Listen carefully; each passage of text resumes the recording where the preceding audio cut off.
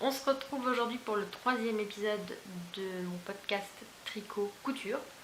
Ça fait très longtemps que je veux tourner, que je n'ai pas tourné, que j'ai laissé passer du temps et que donc j'ai accumulé plein de choses. J'ai pas trop préparé parce que sinon je ne me lance jamais. Si on compte 1 heure pour préparer, enfin bon, voilà. Donc là j'ai à peu près rassemblé tout ce que je voulais montrer et si il me manque des références, notamment de couleurs, parce que j'ai retrouvé un peu des étiquettes mais j'ai pas toutes les couleurs en tête, donc s'il manque des choses ou quoi ou qu'est-ce, je mettrai soit dans la description, soit en légende sur la vidéo. Voilà, pour faire les choses correctement, je m'appelle toujours Marie et on va démarrer tout de suite avec les objets terminés. Je suis un peu, j'allais dire rouillée, même si bon, on peut pas dire que ça fasse 10 ans que je fasse ça, mais même, ça fait 2 mois je pense que je n'ai pas filmé. Et voilà. Donc, on va attaquer tout de suite avec le premier objet terminé. Je le trouve très mignon, enfin je suis pas forcément très objective, mais voilà. Je sais pas s'il rend bien à la caméra. En vrai, je vous jure qu'il a une bonne bouille, mais... ouais, si quand même. Si, il a une bonne bouille. Alphonse. Voilà. C'est pas moi qui ai choisi le nom. Il s'appelle Alphonse. Alphonse le cochon. Il a une queue en tire-bouchon. C'est quand même archi mignon, je trouve, comme détail. Il a une queue en tire-bouchon et un petit pull avec des petites torsades. Voilà, autant dire que le pull il prend presque autant de temps à faire que le cochon. Enfin, non, j'exagère parce que le cochon est très très long, mais le pull aussi. Voilà, donc Alphonse. Je pense que vous connaissez cette collection de peluches qu'on voit énormément passer. Il y a, parmi ceux qui sont connus, il y a le cochon, le Nana la canne, Agi, la brebis, enfin il y en a plusieurs qui sont quand même pas mal connus et ils viennent donc, je le pose, je vais mettre là. C'est tout petit. Ça vient donc du livre Mouche et ses amis, pardon, de Cynthia Vallée. Voilà, donc moi c'est le petit Alphonse qui est ici.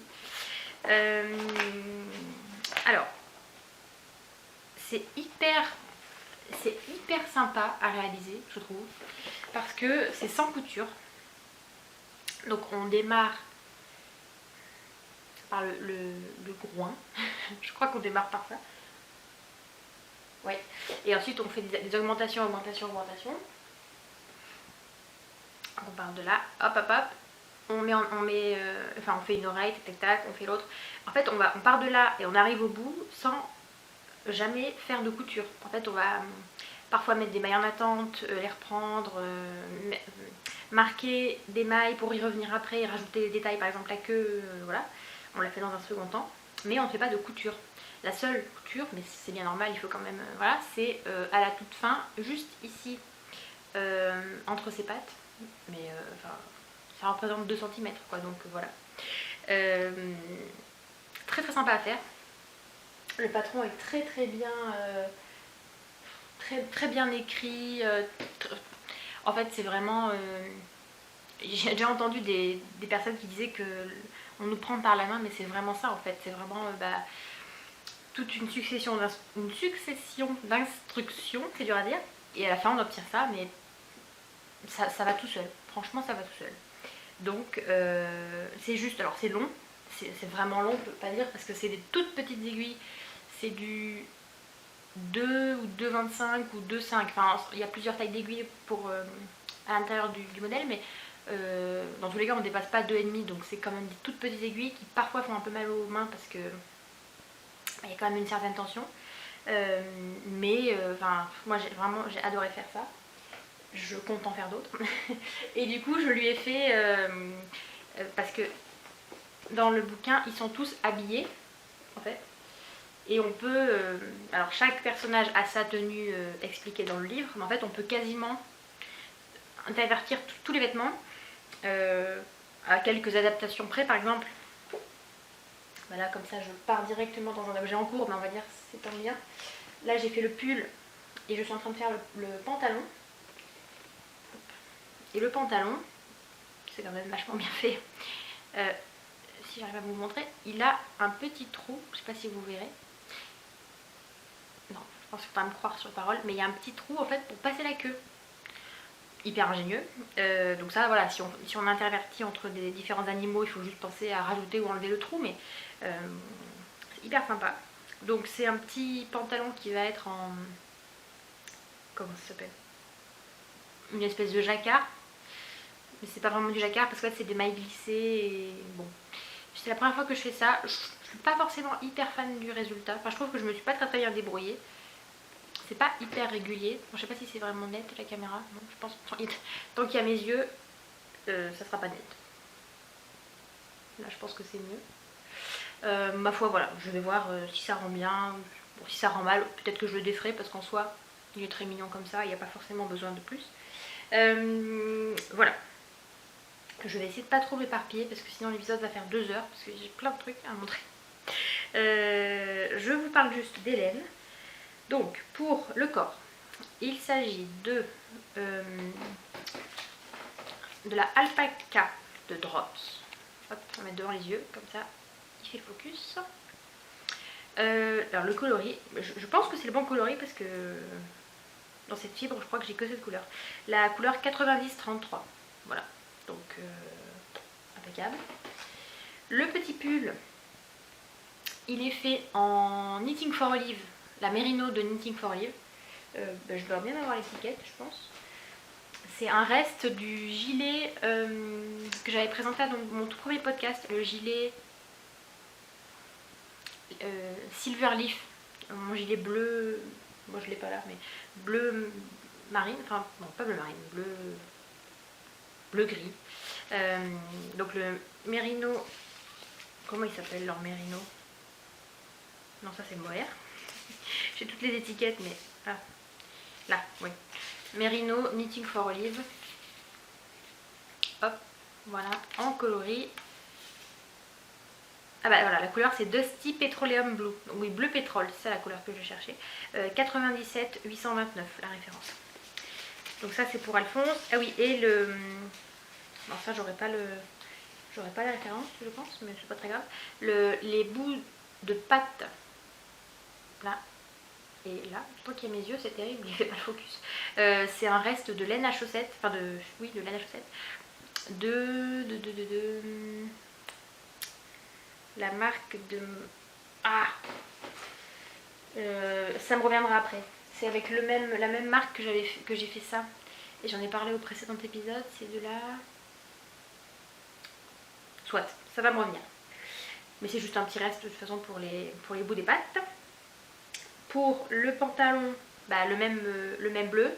Et le orange, c'est de la Katia...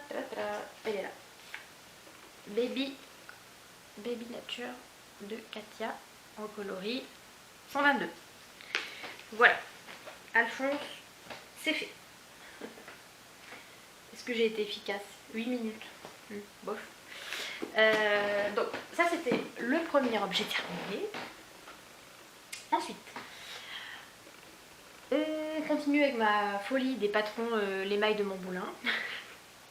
La dernière fois je vous avais montré des chaussons et un bonnet terminé et une brassière en cours. La brassière je ne vais pas en reparler parce qu'elle n'a pas bougé d'un iota. Et plutôt que de terminer mes encours, bah, j'ai fait d'autres choses, c'est bien, enfin, c'est classique. J'ai fait le béguin. Le béguin qui est là. Béguin Edmé. J'espère que tout ça est net. Hein. J'ai pas trop l'impression quand même. Le béguin rétro Edmé de l'émail de Montboulin. Voilà. Qui est donc tout mignon. Super sympa à faire. Rapide. Impeccable. Un petit taille corde. Des noppes. Là. Donc ça rend... je sais pas sur la photo mais en fait... ouais, c'est quand même pas très net. Mais voilà, les noppes se mettent autour de la tête comme une couronne. C'est super joli je trouve. Et donc ça se fait avec un fil. Alors là pour le coup j'ai pas retrouvé l'étiquette. Donc bon, pourtant j'ai cherché. Mais c'est de la laine soyeuse de Fonty. Ça j'en suis sûre. Qui se tricote en 4 dans ce modèle. mais le coloris je ne l'ai pas retrouvé. Bon, un joli bleu comme ça, bleu gris, je suis pas très forte pour décrire les couleurs. Donc voilà, tout simple, efficace, rapide, le béguin. Troisième objet terminé. Bah, j'ai même pas rentré les fils, la honte. Je l'avais déjà montré au précédent épisode, c'est un châle sans réellement de patron, c'est plus une recette. Le châle Mathilda, Super Mango, il y a plein de noms. Un châle tout simple avec une arête centrale, voilà, avec des petits jetés. Très sympa à faire, très que j'ai fait donc dans la fameuse marque dont je ne me rappelle plus le nom. Je pense que je peux retrouver. Attendez. J'ai toutes mes états. De Woolly Skein. Voilà la marque. Donc ça c'est la Single Lady. Ouais, Single Lady Kokomo, c'est pour celle-là, c'est pour ce fil-là. Et donc le bout des pattes de Alphonse c'est aussi de Woolly Skein, mais c'est pas la même base, c'est leur base à chaussettes. Et le coloris, alors là, aucune idée. Mais ça fait longtemps que je l'ai acheté, donc je sais même plus s'il est disponible encore. Mais très agréable à tricoter. Celui-là c'est un single, donc hyper sympa, moi j'adorais. Alors je savais qu'il ne serait pas grand parce que j'ai fait avec un seul écheveau, un 100 grammes. C'est pas grave, il est petit. Une enfant de mon entourage l'adore. Sur elle, il fait vraiment bien, parce que sur moi c'est un peu ridicule, ça fait un peu... Enfin ridicule, non, tout est relatif, mais disons que c'est pas forcément le projet que j'avais. Mais sur elle, il fait vraiment... je ne sais pas trop comment le mettre. Il fait vraiment sympa quoi, en tour de cou. Donc je vais lui envoyer. C'est vrai que ça fait plutôt une taille enfant. Il est pas très... il est assez profond, mais il est pas large. Enfin, il n'y a pas une grande envergure. Donc voilà. Mais ça devant, je trouve ça quand même vachement sympa. Enfin le motif quoi. Voilà, donc ça va partir rejoindre une petite Lily et puis ça sera très bien. Je savais pas quoi faire de cet écheveau que je trouve super joli. C'est vrai que les écheveaux solitaires c'est quand même... Enfin des fois, parce que j'avais quand même... J'avais acheté plusieurs patrons d'écheveaux, enfin de châles à écheveau qui sont conçus pour donc plus étroits, plus longs, pour avoir vraiment quand même une certaine ampleur. Lui c'était pas fait pour un seul écheveau, donc en fait il est vraiment trop profond pour être assez long en fait. Bon, soit. Mais les modèles que j'avais achetés finalement j'étais tous, j'avais dû en commencer je pense 3. Le chèche en bois, un autre, je sais plus. Et j'aimais pas. C'était trop de... Comme le fil est quand même varié, il y avait trop de dentelles, de trucs, de machin. Enfin j'aimais pas. Donc je suis partie sur un truc hyper simple où vraiment le fil est bien mis en valeur. Je sais pas si au niveau de la couleur on voit bien. Ouais, gris, rose, écru, très sympa. Mais donc il rend petit quoi. On peut pas tout avoir. Mais c'est pas grave. Je le trouve très, très mignon. Pour la couture. Rien à voir, pardon, mais je viens de penser que je porte un pull tricoté. Que j'ai déjà, je pense que j'ai déjà montré. La Cumulus Blues en mohair des fermes de France. Et plus précisément domaine du Beauchêne. Oui, j'ai déjà montré dans un précédent épisode. En coloris inox, je crois. Voilà, Cumulus Blues, je le mets tout le temps. C'est trop sympa. Bref, pardon. En termes de couture, la marque de couture que j'utilise le plus, que je préfère en fait, c'est Maison Essentielle. J'ai commencé la couture de vêtements avec ça, avec leur kit, dans le sens où c'est pas pré-coupé ou quoi, mais c'est juste qu'on achète patron et tissu ensemble. Et donc j'ai commencé comme ça avec des pantalons, des chemisiers, j'ai fait pas mal de chemisiers, enfin leur chemise essentielle elle s'appelle. Et j'adore cette marque, je trouve que les patrons sont très simples mais bien finis, avec des jolis détails, vraiment accessibles, leurs tissus sont parce que je prends soit patron seul, soit patron avec tissu quand ça me plaît, mais leurs tissus sont vraiment de qualité. Ils prennent des fins de collection de grandes maisons de couture ou des tissus avec une bonne traçabilité, une grande qualité. Enfin franchement, j'ai jamais été déçue de leurs tissus. Ah bah si, j'ai un objet terminé juste là, en couture justement, pardon, j'allais l'oublier, mais faites-moi y penser. Qu'est-ce que je suis drôle.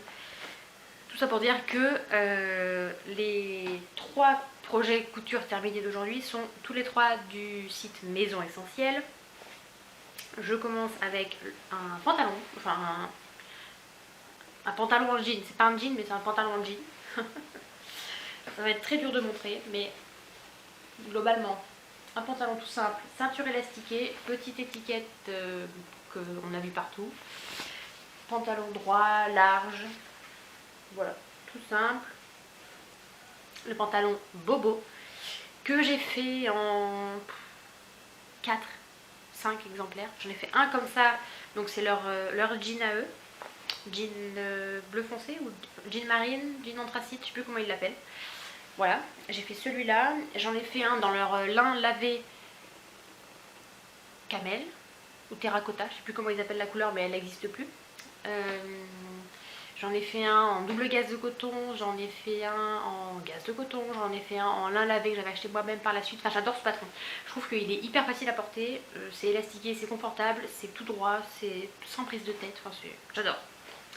Donc, un premier pantalon, enfin un premier objet couture terminé. Vraiment génial. J'adore cette marque. En fait, on a l'impression d'être hyper doué quand on coud des vêtements avec ces patrons là, alors qu'en fait c'est juste que ce sont des patrons simples, bien expliqués. Il y a des tutoriels vidéo pour la plupart des modèles. J'adore. Voilà. Chacun sa passion. Ensuite, alors ce n'est pas lui l'objet terminé, parce que l'objet terminé c'était enfin j'allais dire un cadeau. Je l'ai cousu pour une amie. On a acheté le tissu ensemble et je l'ai cousu, donc voilà. Donc je ne l'ai plus, mais c'est le même patron. Ce qui me fait dire que je peux vous montrer celui-là. De toute manière, l'autre, je ne l'ai plus, donc on n'a pas le choix. Il s'agit du gilet de berger Maison Essentielle, toujours. Donc ça, c'est le mien que j'ai cousu il y a longtemps, que j'ai énormément porté. Avec à l'intérieur une popeline de coton rayée, écrue et taupe. Voilà, une petite étiquette. Un lainage bouclette écru. Je l'ai mis, mais alors je l'adore. Enfin, j'adore. Même là dedans, on a un peu froid, on le met. Enfin, j'adore. Et donc, celui que j'ai cousu, c'est pas celui-là, c'est le même modèle en kaki. Un lainage, comment il s'appelle? Lainage épais kaki. Bon, je mettrai le lien dans la barre d'infos s'il est encore disponible. Je suis pas sûre. Donc voilà, j'ai fait la même taille mais en plus court. Mon ami voulait qu'il ait un rendu plus oversize et plus court que le mien. Donc comme elle est plus petite que, enfin c'est un plus petit gabarit que moi, j'ai fait la même taille, c'est-à-dire S, mais je l'ai raccourci. Donc sur elle il rend plus large et plus court, donc c'est ce qu'elle voulait. En fait j'ai pas raccourci là au niveau des poches, parce que sinon on aurait eu des poches microscopiques qui ne seraient pas du tout été équilibrées. J'ai raccourci en fait là, j'ai enlevé alors soit 4 cm là et 1 là, soit 3 et 1, enfin j'ai réparti pour que ce soit équilibré. Et donc ça fait un truc, ça fait un rendu court exactement comme elle voulait, donc top. À l'occasion, peut-être dans un prochain épisode, je pourrais vous le montrer si elle me le prête ou si je lui demande une photo, enfin je verrai. Mais de toute manière, je pense que je vais mettre une photo en fait, plutôt que de mettre le lien. Je mettrai une photo à l'écran du modèle du site, comme ça vous verrez le rendu.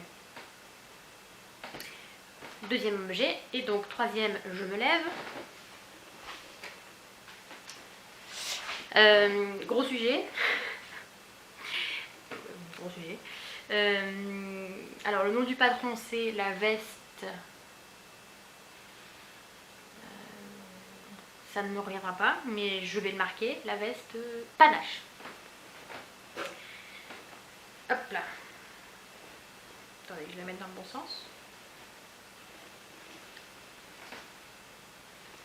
Je pense que je mettrai une photo à l'écran porté. Comme ça, vous verrez le rendu. Mais là, non seulement il fait super chaud, puis en plus avec le recul que j'ai, vous verrez rien, même si je l'essaye. Donc, hop là.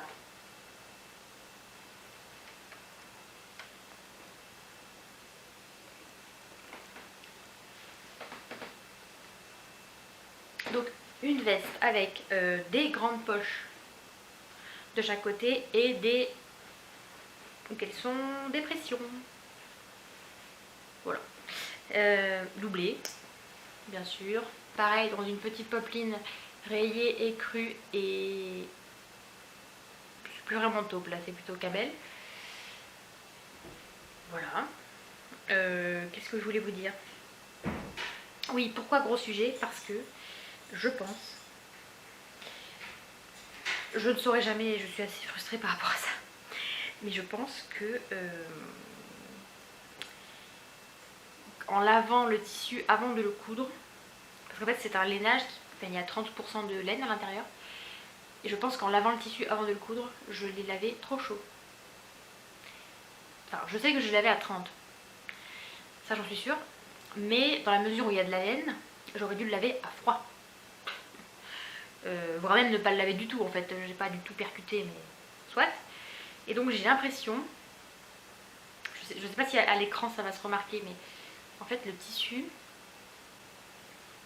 il fait quand même assez peu dense. Et donc on voit un petit peu, je sais pas si, ouais, vous voyez, entre la moumoute, entre la fourrure, on va dire, mais on voit un petit peu de blanc, enfin la toile, vous voyez, la trame.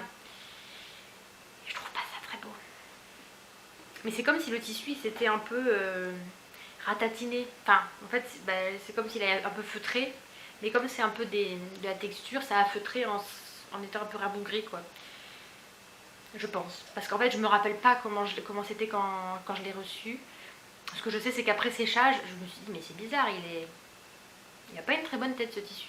Alors que Maison Essentielle, je n'ai jamais été déçue de leur tissu, donc je sais que... Enfin, je suis quasi certaine que c'était pas comme ça quand je l'ai reçu, j'ai pas fait gaffe, j'ai foutu à la machine. Et je pense que j'ai abîmé le tissu, quoi, tout simplement.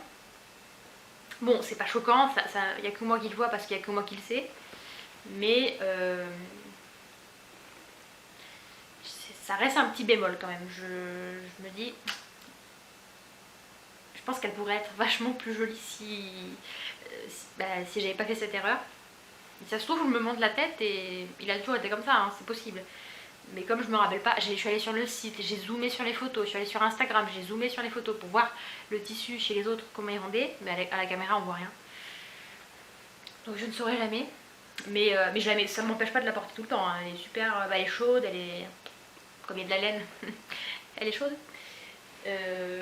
Donc je la porte, puis comme je l'ai faite, je la porte, mais j'ai ce petit regret quand même. Nous avons été coupés. Je disais, les 3 patrons que je viens de vous présenter, très agréable à coudre pour les 3. On est plutôt pris par la main. Entre le patron écrit et les vidéos, c'est top. Voilà, enfin, j'adore Maison Essentielle. Qu'est-ce que je peux dire d'autre? Je vais pas m'étendre pour m'étendre. J'adore Maison Essentielle. Je me méfie parce que j'ai peur qu'il recoupe là. Niveau objet terminé, on a fini. On passe aux encours. J'allais dire il y en a peu. Non, c'est faux. Parce que j'ai déjà montré le pantalon d'Alphonse. Il y a le gilet Honoré que je ne vous montre pas mais dont je vous ai parlé. Ça fait déjà 2. La couverture Excavation Blanket. Mais bon, ça c'est les couvertures, ça compte pas, on va dire. 3. 4, 5, 6.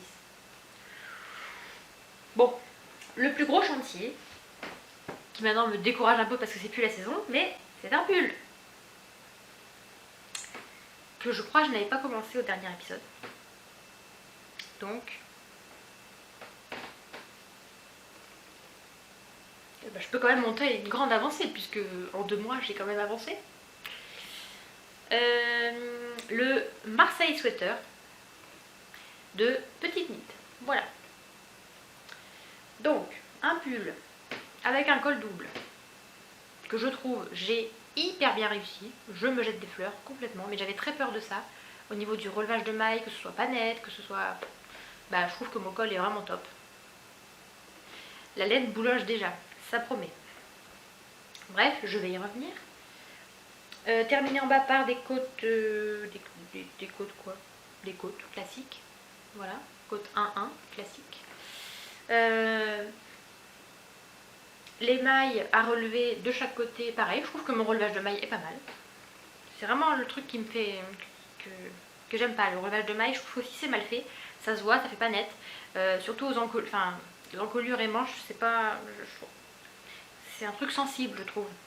Là, au global, je trouve que c'est quand même assez net. Donc voilà, je suis dans la manche. Il manque l'autre. Mais quand je l'aurai fini, parce que là je ne tricote plus, hein, mais ce ne sera plus la saison. Enfin, ce n'est déjà plus la saison en fait de porter des gros pulls comme ça. On a re-été coupé, j'ai changé la carte. On va voir si ça va. Parce qu'il y a de la batterie, donc j'imagine que c'est juste une histoire de stockage, même si la carte est vide. C'est très bizarre. Je disais donc, je ne sais plus, que je l'aurais terminé hors saison, mais que ça m'aura bien occupé. C'est le genre de projet, on est pris dans une frénésie, on avance, on avance, on avance. Puis d'un coup, je ne sais plus pourquoi, je ne sais pas pourquoi, on fait autre chose et puis on le laisse complètement de côté. Ça me reviendra. Niveau des laines, au niveau des laines, pour parler français, hop, Drops Daisy 100% extra fine merino en coloris 02 et 17. Voilà le chantier qui retourne dans son bac. Le pauvre. Et non, il faut que je le finisse. Je suis pas prête de le finir, mais l'espoir fait vivre. Puis non, il sera fini un jour. Je fais la drama queen, mais ensuite, on a presque fini. J'ai attaqué, c'est pareil, il y a longtemps, en plus dans un contexte un peu compliqué. J'avais du temps à tuer dans un... Bon, à l'hôpital, sans rentrer dans le... Mais j'avais du temps, et donc j'ai attaqué ces chaussettes. Parce que je me suis dit, une paire de chaussettes vanille, on réfléchit pas, on y va, et avec le temps que j'avais, tac tac tac. Donc j'ai fait ça sur tout le temps, enfin toute cette période-là, et puis je l'ai laissé de côté en fait. Donc, bah on en est là. Il s'agit de la Fiesta de Drops. Hop. Je suis pas sûre que j'ai le coloris là, mais quand je les aurai terminés, je vous ressortirai l'étiquette. Chaussette classique, c'est de la... C'est pas de la figuring, c'est de la déca. Donc, je les tricote en 3,5. Voilà, j'ai commencé par des côtes 3-1. Oui, c'est ça. Et puis après, bah, je déroule. Ça sera des 1-2. Ça sera, pardon, des chaussettes. Je fais la grimace, ça doit être horrible. Des chaussettes d'intérieur un peu épaisses, là, vous voyez. Ça sera très bien. Et le dernier projet en cours, très efficace. Je me rejette des fleurs. Encore des chaussettes. Pareil, frénésie et puis complètement au repos. Qu'est-ce que je tricote en ce moment en fait? Bah le pantalon d'Alphonse. C'est vrai que c'est une priorité absolue. Dernier en cours, des chaussettes. Alors,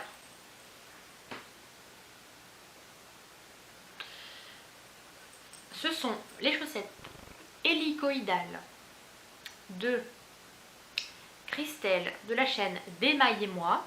J'ai réussi à tout dire de tête. C'est un tuto vidéo qu'elle a proposé sur sa chaîne il y a quelques mois. Et qui donc nous permet d'apprendre la méthode hélicoïdale. Je ne connaissais pas, je trouve ça incroyable. Pour ceux qui ne connaissent pas, parce que pourquoi pas.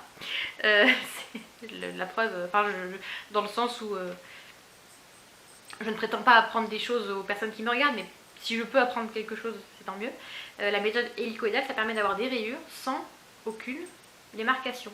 Alors je sais pas si ça se voit là, mais en tout cas je vous assure qu'il n'y a pas de démarcation parce qu'en fait les fils se suivent mais en pas horizontalement, c'est un petit peu oblique, et donc en fait ça fait comme une spirale comme ça, les deux fils en parallèle. C'est dur à expliquer, mais elle le fait beaucoup mieux que moi. Donc on a des chaussettes à rayures sans démarcation. Enfin, je trouve ça incroyable. Voilà. Le talon, c'est pareil, dans le patron, enfin dans la vidéo, elle explique comment faire ce talon. Je ne sais plus comment il s'appelle, je dirais en shadow wrap. Talon en shadow wrap. Ça doit être ça. Je suis pas sûre. Et voilà, je suis dans le pied. Donc, bon, on n'est pas près d'avoir fini, mais vous voyez ce que ça rend, la méthode hélicoïdale. Il y a les deux fils qui sont à deux endroits différents du tricot. Et en fait, on fait comme on tricote en rond. Et puis dès qu'on arrive à 3 mailles avant le fil, on change de fil. Enfin, non, c'est mal expliqué, mais dès qu'on arrive 3 mailles avant le fil, on glisse ces 3 mailles. Et on prend le nouveau fil, donc la nouvelle couleur. On continue jusqu'à 3 mailles avant le fil, le deuxième fil. On glisse les 3 mailles. On prend le fil, on continue à tricoter, etc. En fait, on fait cette alternance. Et c'est le fait de glisser les mailles comme ça, 3 à chaque fois, qui permet d'avoir un tricot qui n'est pas complètement horizontal, mais un petit peu oblique. Et donc de faire une spirale sans démarcation. C'est génial. Voilà. Bon, moi je trouve ça fou, mais quand j'apprends une nouvelle technique, je suis hyper contente. Je les tricote en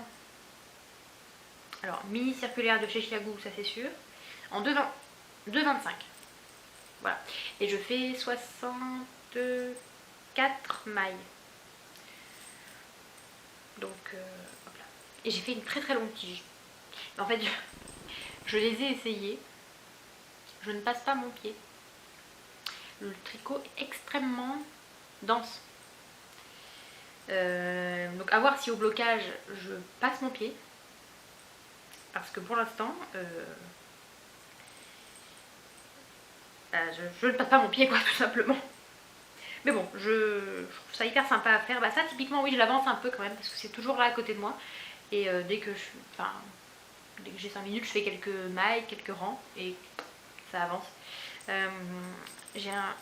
En entendant le bruit, j'ai un joli contrant. Avec une abeille. Voilà, je le trouve très mignon. Je serais bien incapable de vous dire où j'ai acheté. Je suis désolée. J'avais commandé sur un compte Instagram, mais je n'ai aucun souvenir du nom de la boutique. Je ne l'aurai pas. Ah, et je n'ai pas montré les laines. Les références des laines utilisées. Pareil, je découvre, je connaissais pas du tout ce fil et franchement je le trouve vraiment vraiment bien. Il s'agit de la United Socks de Katia. Voilà. En coloris 25 et 4. Alors lequel est 25, lequel est 4, je ne sais pas, mais si vous avez les deux sous les yeux, ils sont quand même assez différents.